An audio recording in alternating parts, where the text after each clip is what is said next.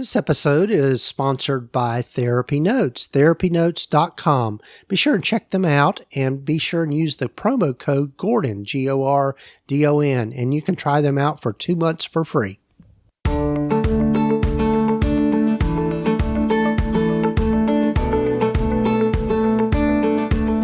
Over 15 years ago, when I started my private practice, I had to learn a lot, and most of it the hard way, and I don't think you need to do the same.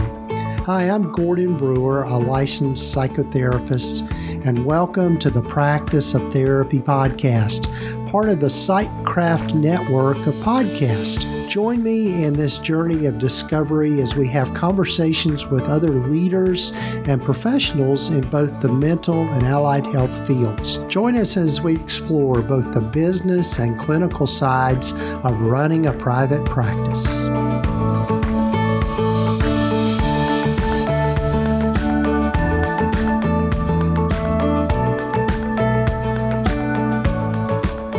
Well, hello, everyone. Welcome to the Practice of Therapy podcast. I'm Gordon Brewer, and this is episode number 272 of the podcast. And I'm glad you're with me for this episode because it's a special episode. Well, you know, for me, I think most all of them are special, but this one is particularly special because I've met a new friend. I'll go out on a limb and say that. And this particular episode veers a little more away from the business side of running a private practice and more about the clinical side, or at least hopefully this interview will help you maybe have some more insight into how we help others.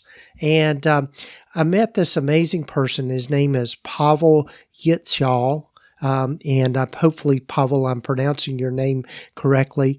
But Pavel, the way I met Pavel was through some mutual friends within the PsychCraft network, Lisa Mustard, who does the Therapy Show podcast, and also my friends Aaron Potratz and Nathan Hawkins with the Shrink Think podcast.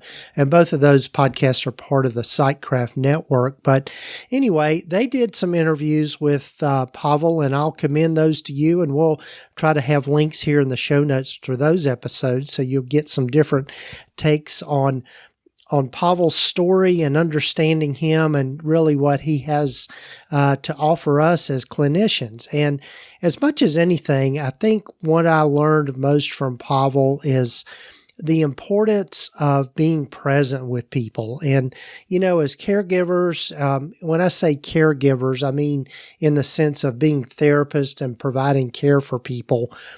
You know, there are a lot of times when people bring us stories that there's really no fix, and I'm using air quotes here, fix, of what has happened. I think in particularly when there's a death or a significant loss, or someone is injured and has a life-debilitating illness, those kinds of things. There's not much we can offer in terms of fixing that situation. And so at least I know in my own experience of all of this, it's you feel kind of helpless as a clinician to help. But what I've learned and was learned from Pavel, and also has just been reinforced in my own work over the years, is that the importance of being present with people and just being there for them goes a long way with helping and healing and that sort of thing. But Pavel's story, you'll get to hear a little bit of it, but the quick Cliff Notes version of his story is that he and his wife were several years ago, were in a terrible car accident in which his wife's neck was broken and she was left paralyzed from the neck down. Pavel miraculously also had his neck was broken, but he kind of recovered from that and regained his mobility and that sort of thing, but is now in the situation where he's caring for his wife. And so that's kind of a segue into the Pavel's story and our conversation. And before we get to that conversation, one of the things I would love for you to do is to go over to the website, practiceoftherapy.com, and just check out all the resources I've got there. One of the things that I really love doing is finding new resources and things to help people with. And one thing that also that I really enjoy doing are the different communities that I've set up for private practice owners, depending on the stage that you're in. I have the Practice Launch Club, which is a membership community for those folks that are just getting started in private practice and really trying to navigate all the things around getting a practice started and making that transition from maybe agency work or working somewhere else, or even just coming out of graduate school. And so when you go to the website, you'll see links for that there. And also I have a focus group, particularly for group practice owners that are also insurance-based. That particular group is time limited. We meet for 6 months, and then after that, I'll open up the doors for that. But if you're interested in applying for that, by all means do that. And I'll be glad to start a conversation with you about that and get you ready for the next cohort. And also, I do some individual consulting with people, and would love for you to check that out as well. But you can go to the practiceoftherapy.com. I won't give you the full URL for the consulting page, but you'll see a link up there that says Start Consulting. And you can just fill out the application there and we can begin our conversation. Usually what I do when I start consulting with people is I have people sign up for a free 15-minute brainstorming session to really look at what your goals are and see if we might be a good fit for each other in one capacity or another. So be sure and check that out. And also, before we get over here to my conversation with Pavel, love for you to check out the Sightcraft Network. And you can get to it by going to sightcraftnetwork.com and check out all the other great podcasts that are part of that network. And also, just as put a quick bug in your ear, I'm opening up the doors for other people that have podcasts in this similar niche of mental health, entrepreneurship, those kinds of things. If you'd like to be part of the network, when you go to sightcraftnetwork.com, you can find out how to join the network and become a member of the network. So I commend those things to you. And so here again, before we get to my conversation with Pavel, I'd love for you to hear from our sponsor of the podcast, TherapyNotes, and also from one of the members of the Sightcraft Network. Hi, I'm Whitney Owens. If you don't know me, I am the person behind the Wise Practice podcast, which is part of the Sightcraft network of podcasts. I am so proud to be a part of this network, along with my good friend, Gordon Brewer, who's doing such amazing work on helping people on their practice journey. If you haven't discovered the Wise Practice podcast yet, you can find it anywhere you listen to podcasts. I'd love for you to join us as we explore how to grow a faith-based practice that brings you the income you need and the lifestyle you want. Be sure to check out the podcast and other helpful information at whitneyowens.com. There you will learn more about the Wise Practice community, how to become a member, as well as information on the 2023 Wise Practice Summit. And hey, Sightcraft Network is a sponsor, so hope you can make it. One of the keys to a successful private practice is having the right systems and processes in place to make things run as smoothly as possible. With a system like TherapyNotes, you'll have more time to spend with what matters most, your clients. TherapyNotes is a complete practice management system with everything you need to manage patient records, schedule appointments, meet with patients remotely, create rich documentation, and bill insurance right at your fingertips. Their streamlined software is accessible wherever and whenever you need it. Your clinical records will be secure with less paperwork, which means you can give a much better quality of care. It's the EHR that Gordon uses in his practice. Be sure to check them out today by going to practiceoftherapy.com/therapynotes and be sure to use the promo code GORDON to get 2 months free.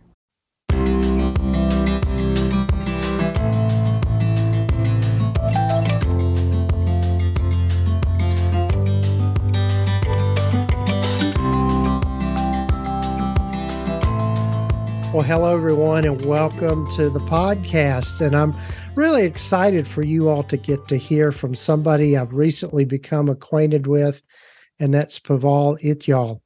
Pavel, welcome. Thank you, Gordon. Thank you. I'm happy to be here. Happy to share. Yes, and I learned about Pavel from some fellow podcasters and got to listen to his interview, and you've got an amazing story.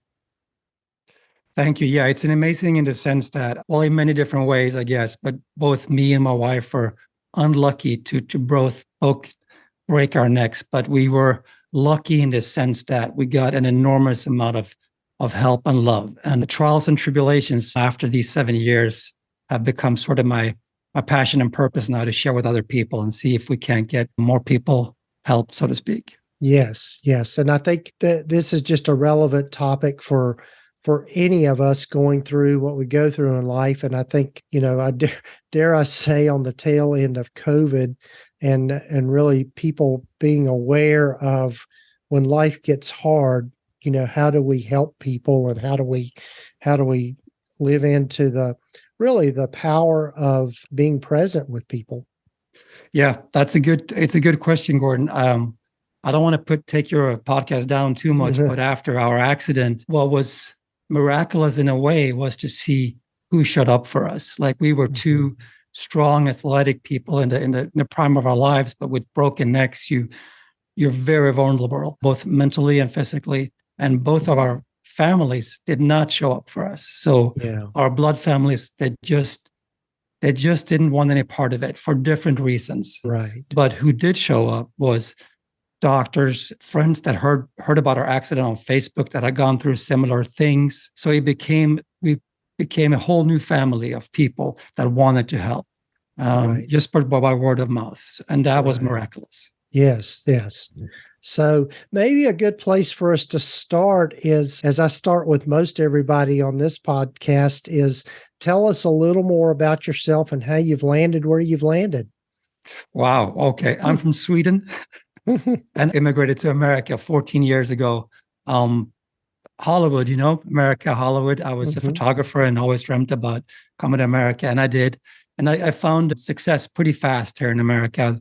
America loves hardworking people, and I'm certainly that. So I was on an upward trajectory in the fitness business, shooting for all the big magazines. And that's also how I met my wife, Kat. She was a major in the Air Force, just a force of nature. Also a triathlete, a marathon runner, and a bikini fitness pro.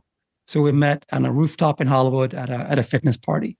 So that was the love, the true love, and just the dreams, right? And then just 1 year after, we got married on an island in Belize. So that's the happy background. And then the tragedy happened. Yes.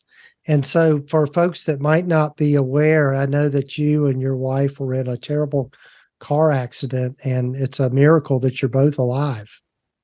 It is. It truly is. We were both in a big SUV, a Range Rover, which are big, heavy cars. We were going down to a couple of friends in Laguna Beach over the Christmas holiday. So it was a happy time for us. We were very newly in love, and we were happy going down in the car. Kat leaned over to put on some Christmas music, and we just heard a crack, like a big, big sound underneath the car, and the whole car shook. And the car started sliding, and it started sliding towards the side of the road, and it put up gravel. So there was gravel and dust and just a cloud everywhere. And then we hit one of those street signs that says Laguna Beach, 45 miles or whatnot. And the car started rolling. And I remember vividly how I bounced my head in the windshield. And I thought, this is going to hurt. And after that, I just blacked out. And I woke up upside down with blood just pouring down my face. And I looked over at a Kat and like, how are you, babe? How are you? And she's like, go get help. I've broken my arms. But she hadn't broken her arms. She had decapitated herself instantly on impact. She just couldn't move. And so her military training just believed her to think that she had broken her arms, which is logical, but instantly paralyzed. Yeah. And from there on, the story continues. Right. So it's been quite a recovery process for you guys. Yeah. So one of the things I know about your story is that when it came down to it, the people that you thought you could count on really weren't the people that ended up being there for you in the long run. Yeah, one big part of our story is the caregiving part of the story. So this didn't become like it didn't show itself until after we got home. So because when you're in the hospital, you're taken care of 24/7. Like my dad said, the hospital is the easy part.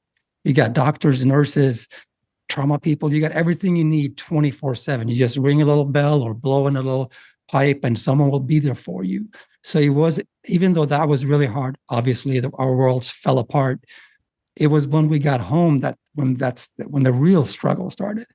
Because all of a sudden you're alone. It's me with a broken neck, my wife with a broken neck, she can't move, and we need 24/7 care. And you just stand there. The ambulance drops you off, and you're like, what now? What do I do now? And that's when my world fell apart and her world fell apart, and suicidal thoughts came up and all that.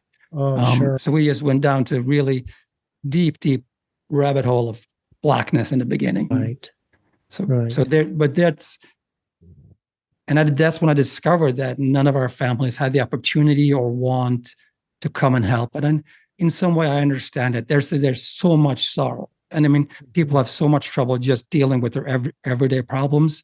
So coming to help us and seeing the sadness every day just takes an enormous amount of courage and mental fortitude, something we've built up, both of us now, but in the beginning, it was hard. Right. So that was the start of it all.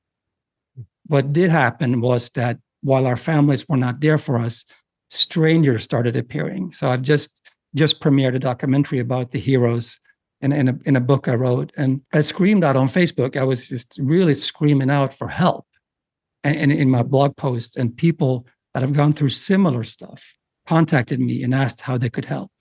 And one after the other. So, and after not too long, I had a whole bunch of people around me, loving, caring people that went grocery shopping, that came to dishes, that came and helped take care of Kat, and people that were just there in the morning to listen when I was angry or disappointed or just needed to talk to someone. So right. Yeah, it's as I've shared on the podcast before, and we chatted just briefly about, and just my own journey of being a caregiver for my wife, who's had a brain tumor and is, in a wheelchair and, dealing with dementia and that sort of thing. It really takes a toll on people in just the caregiving mode, and just thinking about what it means to have support. And so I think you're exactly right in that I think maybe people hold back on providing support because they don't know what to do necessarily. And it's not that you need them to necessarily do anything, but just be present. Right. That is so right, Gordon. I remember one time in the hospital, one of my big bodybuilding friends, because I was shooting fitness, and his name is Matush, and he's from former Yugoslavia. He doesn't necessarily have all the words, but he came by my bedside and he just sat there, and I asked him to put his hand up on the railing, and I put my hand on his, and that's what I needed. I just needed someone there. And he's a big guy, and his size felt comforting, to be honest. So I just held his hand, and he just sat there, and that's all I needed to get me through that hour or that day. And so, I try to be cognizant of that now when I help other people. I also want to add that you being a caregiver might relate that it took me quite a while to be a good caregiver myself. I readily refused in the beginning, because being a caregiver would mean that I would have to give up all my dreams.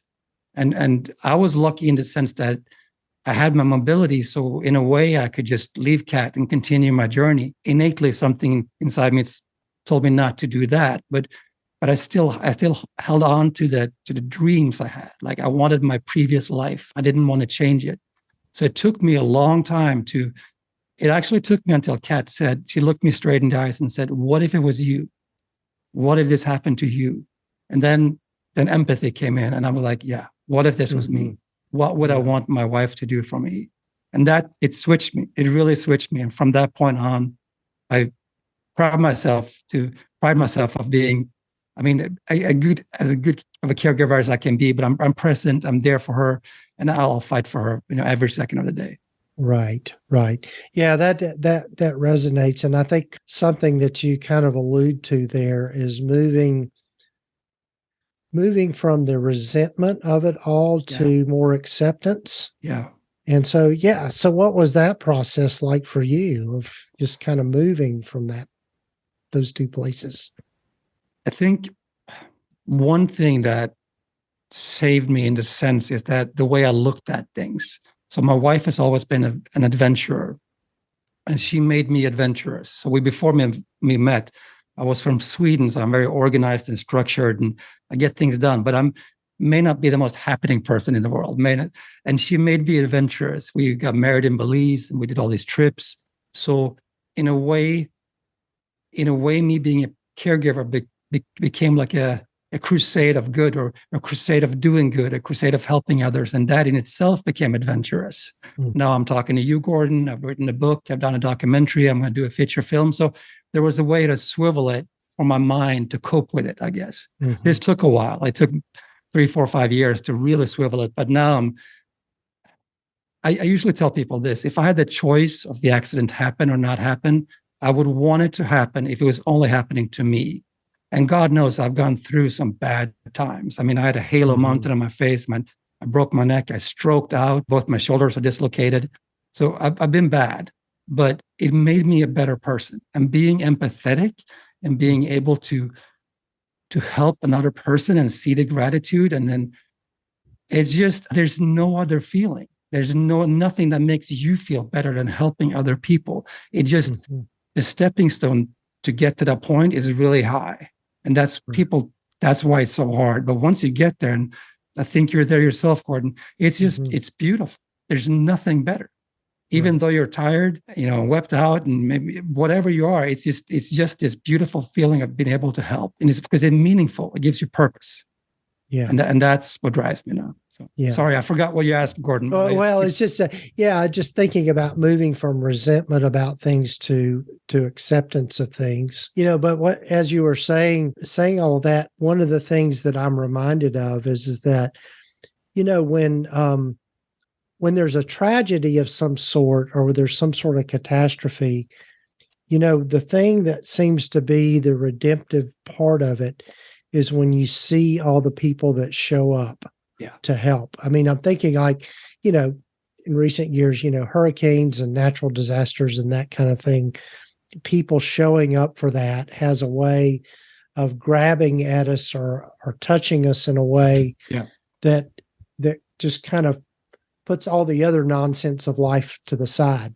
Yeah, it does. And it's, I do call it like a calling to adventure, because it is an adventure. It gives you a sense of purpose, and you're doing something, and it's going above and beyond, and it's going outside your little box. So yes, so caregiving can be an adventure. And I agree. We just saw that little girl in Turkey, right? Rescued from the ruins, and it engaged the whole Turkey, and it engaged the whole world. I think we couldn't grasp 40,000 being dead. It's just like the number is too big. But that little girl, it just everyone wanted to help. So yeah, for sure. And I have the best, most intimate relationships with other caregivers now, other people that help. Johnny Curry, a local person here in Los Angeles, he started Next Step, which is an organization for people with paralysis. He started that organization after being paralyzed himself. So it's like a self-fulfilling thing, and he now helps, thousands of people. And it's miraculously to see what we can do. We can do so much good, if we want to. So yeah. Well, the one thing that occurs to me, and just thinking about just kind of putting on my clinical hat here for a little bit, when in my work with people that maybe struggling with depression or any sort of thing like that, there's this inward focus that comes with that. I mean, you're really consumed with your own stuff, but when you can start turning that outward and really focusing on others, that tends to go away. The other thing that comes to mind is just how much meaning that brings for people.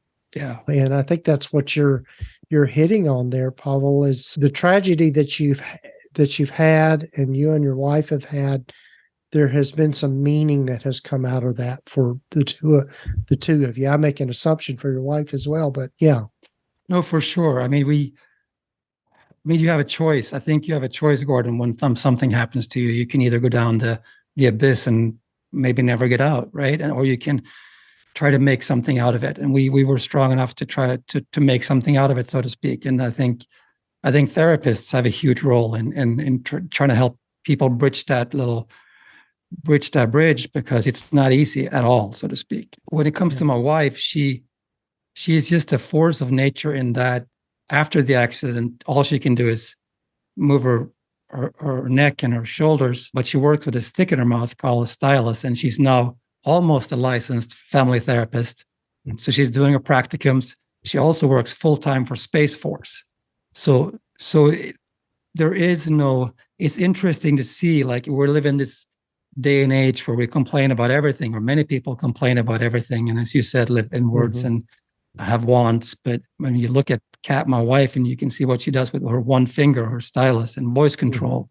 She works full-time for Space Force and, national defenses. And she's almost a family therapist. Then it makes me look at myself and say, like, excuse me for swearing, but stop being a little bitch, Pavel. Just get to it, just get to it, Yeah. So, and her accident has empowered so many other people. It makes them be better.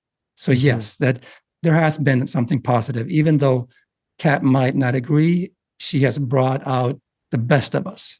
And I think that's what caregiving does too, Gordon. It brings out the best of us. Yeah. I love that. So yeah, another thought that comes to me is just thinking about when people go through a tragedy and they find meaning with it. I was reminded of Viktor Frankl's book, The Man's Search for Meaning. Yeah. And just what he went through, and being a part of the German concentration camps, and as a Jewish person, and how he came out that in many senses more whole than he was when he went into it. Right. And irony is probably the wrong word here, but yes, I've read that book several times, and in a way it saved me. Just the purpose part, that as long as you have something to, or hope, actually, in his part, I think he was hoping to come back and meet his family, if I remember it correctly. And so as long as you have hope or dreams is the same sentiment, I guess. Dreams, they're so important to have something to look forward to, plus living in the moment, obviously. So for sure. This is great. So, Pavel, what advice would you have for people that are maybe going through hardships and going through just kind of, as we like to refer to, the trials of life? How do they make their way through that? Yeah, good question, Gordon. I wish I had an easy answer. I mean, I really do. There is a lot of trials on the way. I think you have to. I can only say what I did. So what I did, I quickly realized I didn't have the mental capacity to deal with this. I needed something. So I while I had this metal thing on my head, which was a halo, which fixated in my head to my body, I put on my headphones and I walked the beach and I listened to podcasts, and I listened to everything. I mean, I listened to Rich Roll, Joe Rogan, Jordan Peterson, the early stuff, the stuff when he's a professor and he talks to his students. I listened to athletes. I listened to just about anything I could find to gain knowledge. And I did find knowledge. I found bits and pieces from here and there. I found some wise words from Jordan that I could implement. I found some wise words from therapists that I could implement. That all combined helped me to get out of my shell, so to speak, and move forward. I think I don't want to be self-promoting, but I did write a book about my journey, and I think that could help. It's called True Love and Suffering.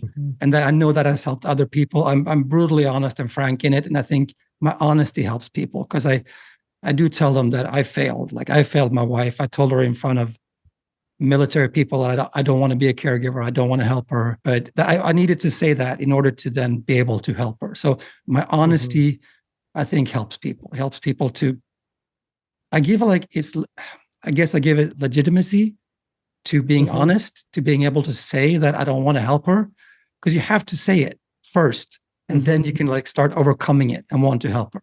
Right. So I think my book is one way to start, at least. Yeah. It helped me to write it, and I know people have gotten help from it. Yes. Yes. So tell us about the documentary that's coming out on Netflix. So all these people helped me for 7 years. And I was so self-absorbed in the way that I needed to be strong physically and mentally to be able to help Kat. I realized that early. So I had all these people helping me, and they didn't want anything back, and that's fine. But I realized that I needed to pay them back somehow. I needed to give back.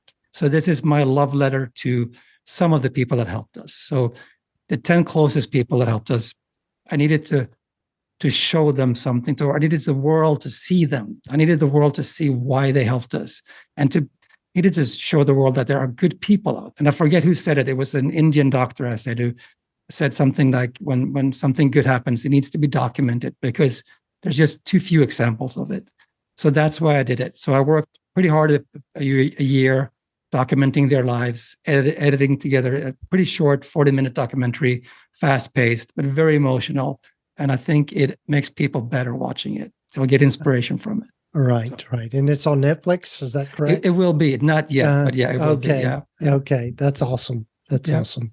So, well, Pavel, I want to be respectful of your time, and I'm hoping that we can have more conversations here in the future. But tell folks how they can get in touch with you and connect if they would like to. Thank you, Gordon. Yeah, I've really enjoyed this, and I hope to talk to you again. truelovethebook.com. That's where most things origin from. So truelovethebook.com, and then you can sort of find and connect with me there. And I'm happy to connect. I message and text and email people all the time. And yeah, I'm happy to talk to other caregivers. Awesome.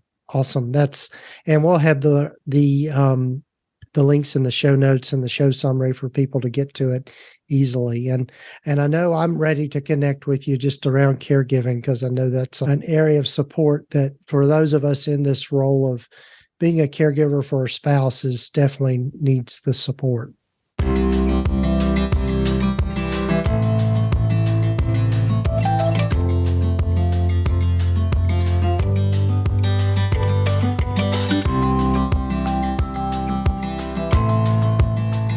Well, again, big thanks to Pavel for being on the podcast. And I'm so glad we were able to connect. And he is also a person that I consider a friend now. We've already been texting each other and sending pictures of our families and that sort of thing. And so he's an amazing person. And I'm grateful to him for being on the podcast and sharing his story. And I'm looking forward to his Netflix documentary coming out. I think that's going to be an amazing thing to see. And kudos to him for sharing and being so vulnerable about his particular story.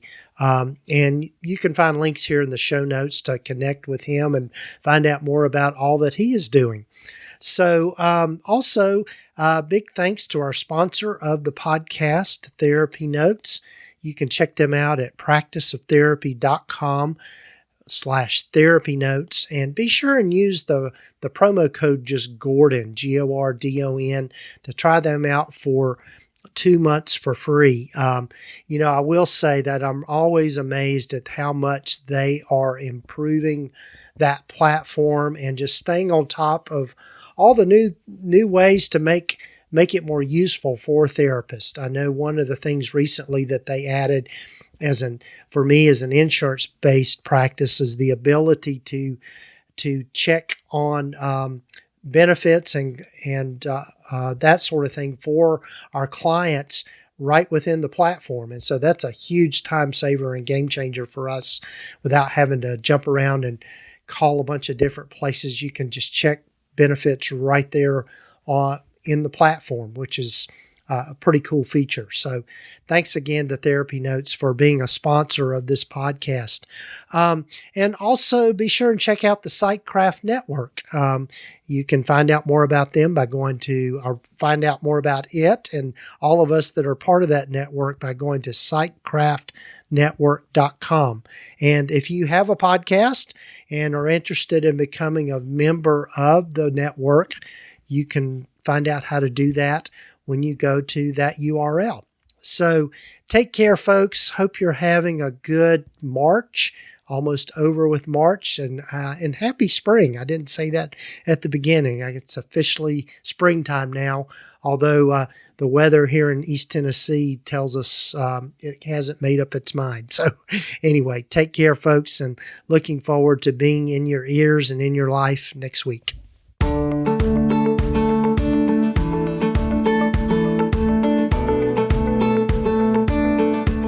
You've been listening to the Practice of Therapy podcast with Gordon Brewer, part of the PsychCraft network of podcasts.